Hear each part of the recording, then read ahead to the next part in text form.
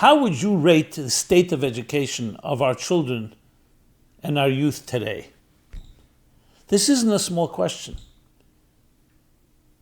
Because like a tree, how you plant the seed, that's how it will grow.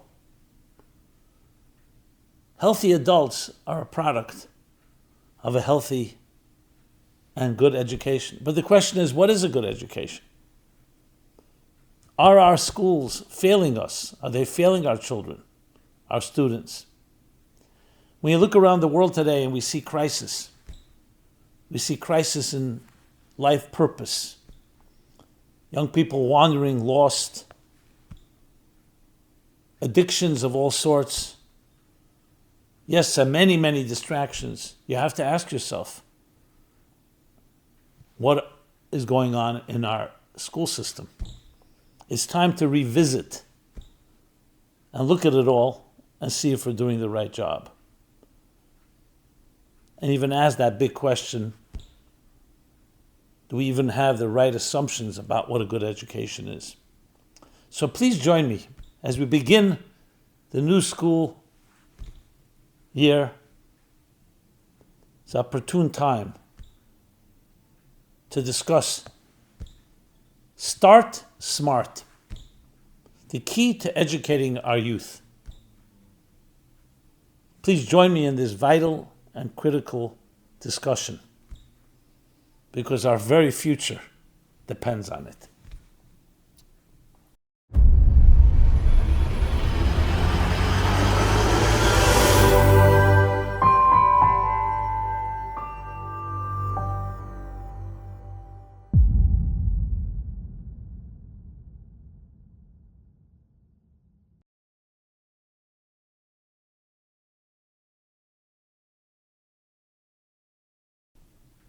Hi, this is Simon Jacobson, and we will be discussing Start Smart, the key to educating our youth. This program is dedicated by Dan Kramer in memory of Dvorah Bas Mordechai. When you think of the state of education today, how would you rate it? The education of our children, of our youth, of our entire school system, from preschool to the early age schools, middle school, high school, and of course higher education, colleges and universities. And the best way to measure that is by looking at the products. What do our children look like? What are these schools producing? So it's a good time as we begin the new school season to ask ourselves and revisit the very state of affairs in our education system. But I think the most important question that we have to begin with is, what is a good education? It's already been pointed out by many educators and scholars and child psychologists that our very Western education system is a lot to be desired. It was one of the TED Talks that became very popular by a British psychologist, where he points out something really fascinating, but also very tragic, that our modern school system, which is called elementary school, for a reason, because elementary was connected to a military term, was built by Napoleon, shaped and crafted by Napoleon, by Frederick the Great, as they were looking to educate the next generation of soldiers, of military. So the focus and the main courses taught to children were functional sciences, mathematics, engineering, to create efficient military people. When in truth, the natural tendency of a child is far more on the creative side, in the arts. The arts have become extracurricular activities. Children dream, they imagine. They're soulful. They have that free abandon. So we're not saying that there's anything wrong with mathematics and some of the more defined sciences, but at the end of the day, there's a tool chest. So it's like taking someone, instead of dreaming and being creative and innovative and just letting their imagination fly, spread their wings, you're straitjacketing them into learning how to use a hammer and nails, figuratively speaking. What does that do to the spirit of the child? Just to give one example, that's just one example of something that needs to be revisited. So it really comes down to how we see the human being. If we're looking at ourselves and our children as efficient machines, so there's a way you train a machine. But if we look at them as souls, as spirits, traveling through a physical world, then we have to educate and train their souls. Their more transcendent side to them. So I would submit that if you don't nourish the soul more than you do the body, you will have an aimless life. And a child with an aimless life can never really find true happiness. Doesn't mean you can't be efficient. It doesn't mean you can't make a lot of money. But there will be a gaping hole in our souls, in our spirits, in our hearts. So when we ask the question, what is the key to education? Many people would answer, information, knowledge, data. A new child, meaning a newborn, doesn't have any information. They're ignorant. So we need to feed them information. We have to download data. Whether starting with the ABCs, the basic numbers system, and then growing from there. How to read, how to gain knowledge. So no one's denying that knowledge is not a critical piece. But is that really the heart and essence to good education? I suggest no. Something far more important than knowledge. And that is not facts and data, but how to think. Not what to think, but how to think. Teaching our youth methodology. It's one thing you give someone a lot of data information, here are the answers to your questions. It's another to teach someone how to answer questions. To teach someone how to think. So obviously part of training is teaching people, here's a question, here's the answer. But what you really want, what is a successful result, is when the student finishes that class, that semester, or entire schooling, the student has now become an empowered individual that knows how to think, that knows how to solve a problem, even one that was not given to them.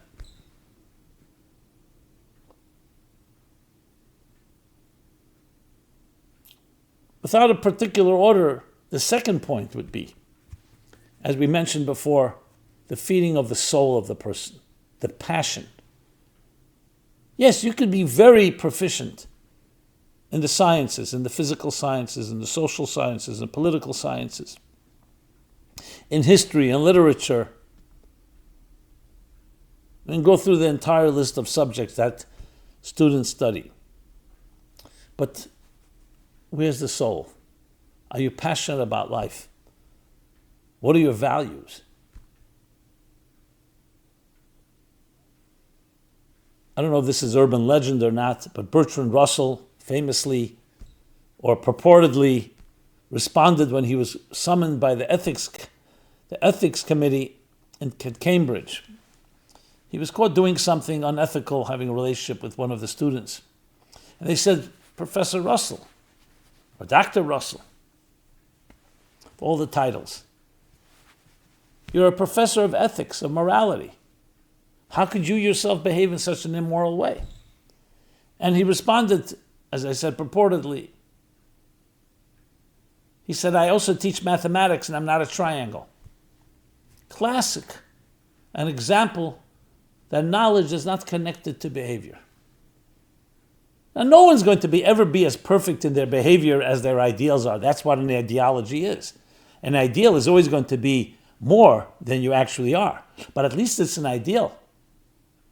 We shouldn't deify and celebrate our dissonance and disconnect. But he had no problem saying so, because science actually prides itself in that type of objectivity. Don't look at me.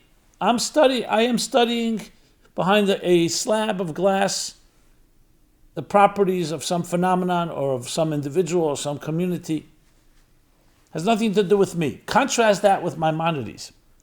Maimonides writes, if you want to know who's a wise person, what's the criteria? What's the litmus test?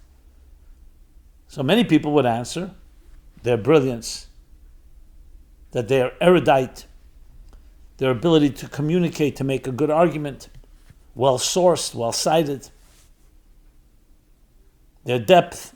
I mean, the list goes on in that context.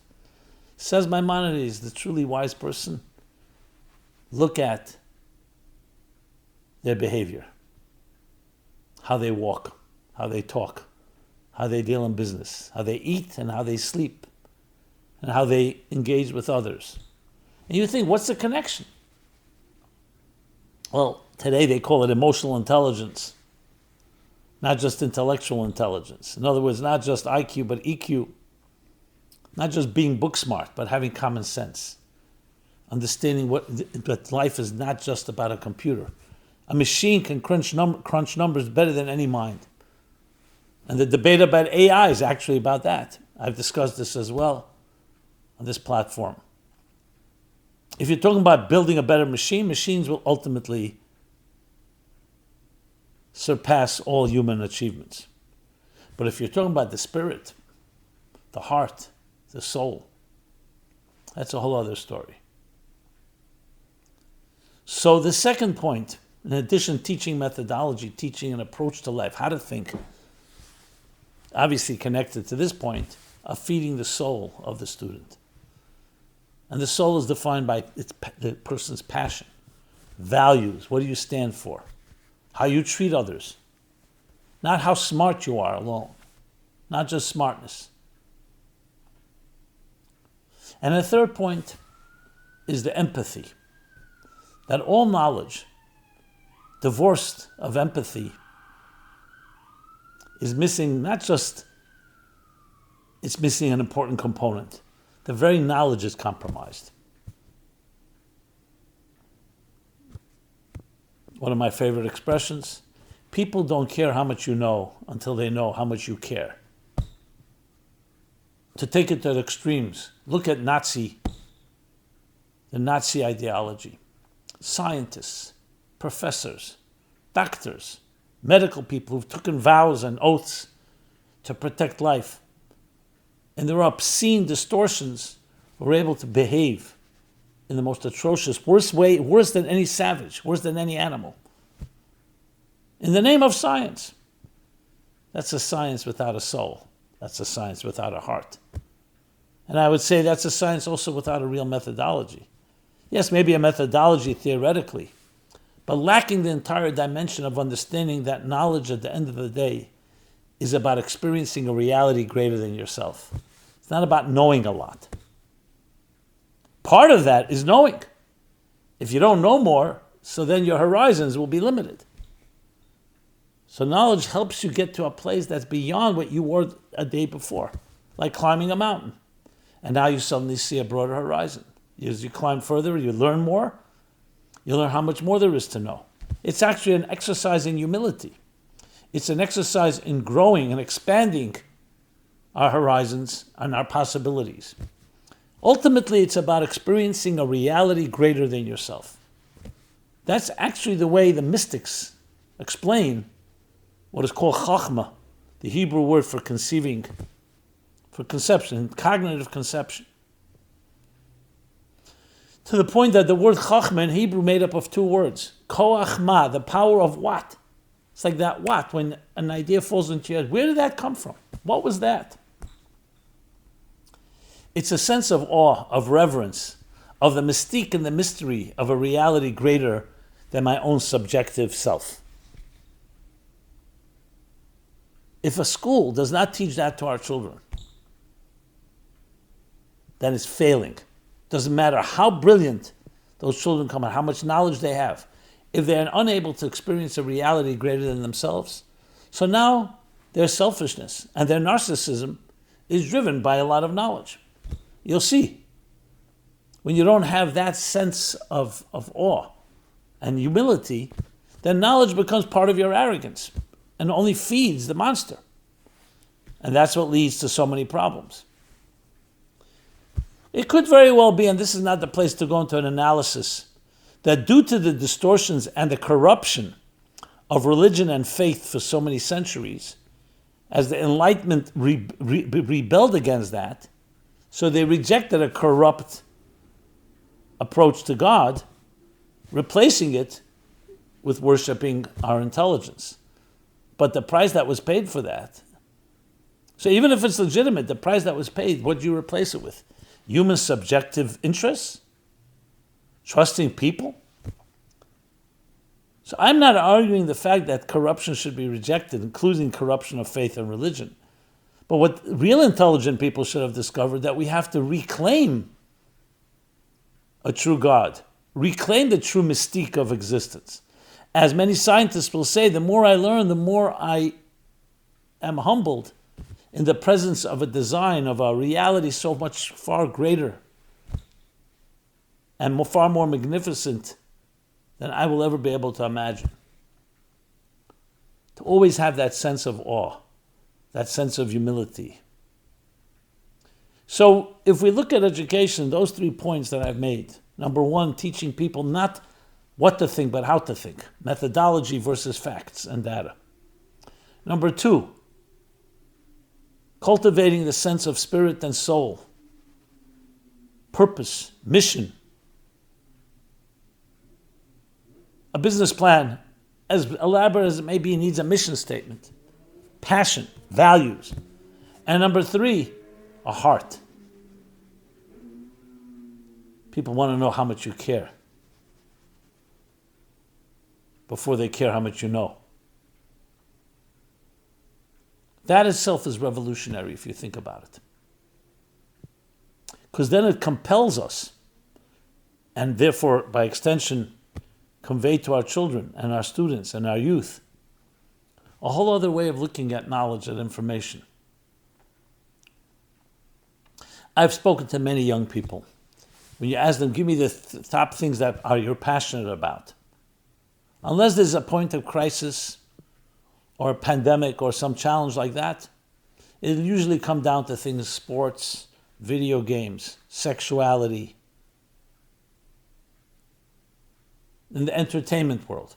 Now, in some ways, that's a blessing because we live in a time where there's no war going on in this country, so we don't have to fight. We don't have to fight for our values, and therefore we don't have to crystallize them. But the downside, it creates a profound cosmic lethargy. And I say cosmic, I don't just mean it on the cosmic level, I also mean it on a personal level. A psychological, emotional, and spiritual bankruptcy. Lethargy, apathy, maybe the best word. We're comfortable. There's nothing, no sense of urgency. So that's the blessing, that we don't have to fight a war, that we don't have a crisis. But the downside is, apathy is the kiss of death. Like the fellow who asked his friend, what's worse, apathy or ignorance? He said, I don't know and I don't care. The kiss of death, indifference, complacency. A human being, the spirit of a human being, the spirit of existence itself is pulsating. Look at a cardiogram, constant wave. You don't want a flat line. Life is driven by movement, by angst, by a sense of pressure, by tension and resolution. Yes, we want it to be balanced, not extremes. But life is not about an equilibrium has no ups or downs. Like the heartbeat, contraction, expansion, like the breath. Inhale, exhale. That's what our children need to be taught. How to inhale, how to breathe, and how to exhale. How to look up to something greater than themselves and then do whatever you can to try to gain access to it. And then only to discover there's the next step, and it's a lifelong journey. These are some of the key elements that we should be considering as the new school year begins.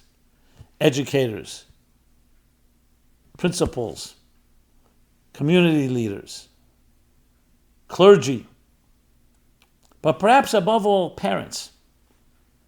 Though it's a partnership between the schools and family, but parents at the end of the day are the ones that care most about their children. And parents can do a lot. Obviously, you're paying the school, you're paying tuition to have the school do it, but don't think the school can replace you. The children spend much time at home. They wake up at home, they go to sleep at home, hopefully. Now, if you can create a partnership between a school and the family to together join forces in educating our children in this fashion, I would say shaping our children, allowing them to be the flowers, the music, the beauty that they really can be.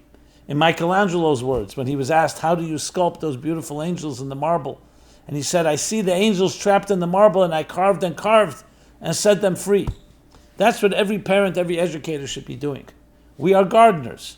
Gardeners don't create flowers. We don't create beauty. But we carve. We get rid of the excess. We weed the garden and we nurture and water it and cultivate it. That's what we need to do with our children. Let them emerge. We're not creating them, not controlling them. You're providing the environment in which they can blossom, which they can thrive.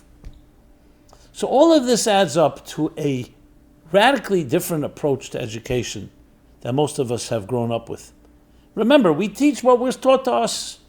How many of us really go back to the drawing board and challenge and question what we should be doing and how we should be doing it? But that's exactly what we need to do. Because ultimately, the greatest thing that you will do in your life is the way you shape the next generation. All the businesses we build, all the vacations we take, all the money we make, and all the material possessions that we gather, these are all temporary forces.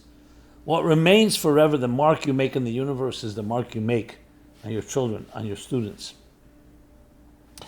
And yet, unfortunately, it's the place where least emphasis is put. It's odd irony. The more permanent something is, the less we invest in it. And the more temporary, the more we invest. Perhaps it's that fickle nature of the superficial nature of the human being. We look at here and now, instant gratification, fast food, whatever happens. But again, that's for another time to discuss and analyze. What we need to emphasize now, as a new season begins, to rethink, to revisit, to reclaim. And when we do so, we will see tremendous, beautiful fruit of our labor.